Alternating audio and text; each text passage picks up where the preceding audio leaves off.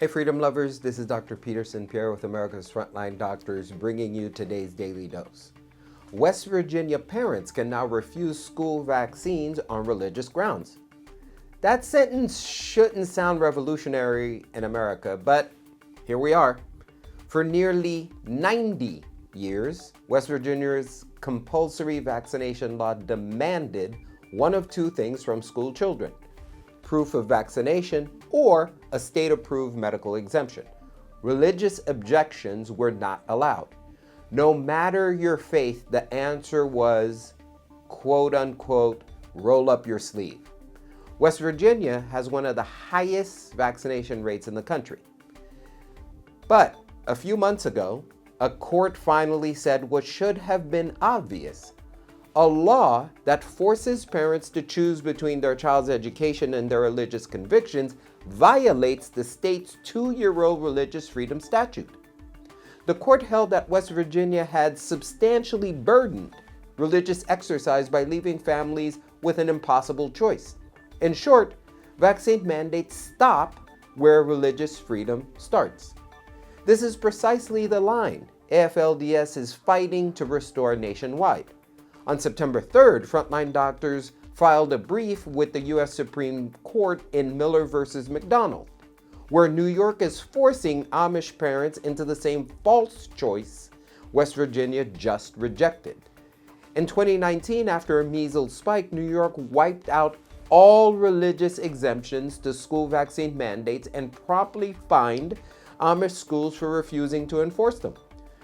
The brief defended Amish parents on constitutional grounds. The First Amendment's free exercise clause and the 14th Amendment's due process protection of parental authority over children's healthcare and religious upbringing. These battles matter because the medical industrial complex has not retired from the field. Far from it.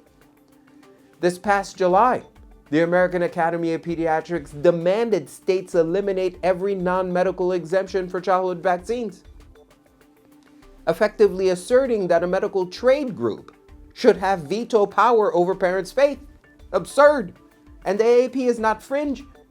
It has become a kind of shadow public health authority for blue state coalitions, California, Oregon, Hawaii, Washington, and others, that have openly broken with the CDC and FDA guidance and aligned themselves with tyrannical groups like the AAP.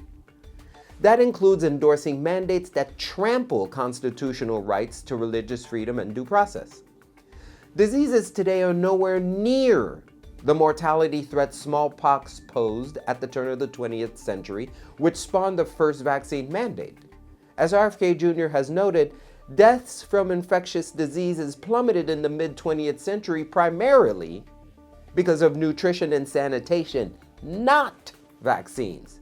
That may be a shock to many of you. Look it up. Measles, which killed tens of thousands in the 1800s, saw a 98% drop in mortality by 1960, before the MMR vaccine existed. The World Health Organization itself acknowledges that vitamin A prevents measles deaths. And then there's COVID-19, which carries a 99.8% survival rate and a statistically negligible risk for children. Furthermore, today's vaccines are not the vaccines of 1905. Back then, a vaccine existed to prevent infection. But of course, by 2021, when it became obvious the mRNA shots did not stop transmission, the CDC quietly rewrote the definition of vaccine, swapping out prevention for the far more malleable word protection.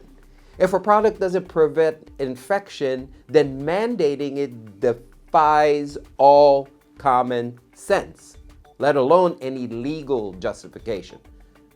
But the governments of the world have proven they don't need to justify anything to anyone. They can just do whatever they want.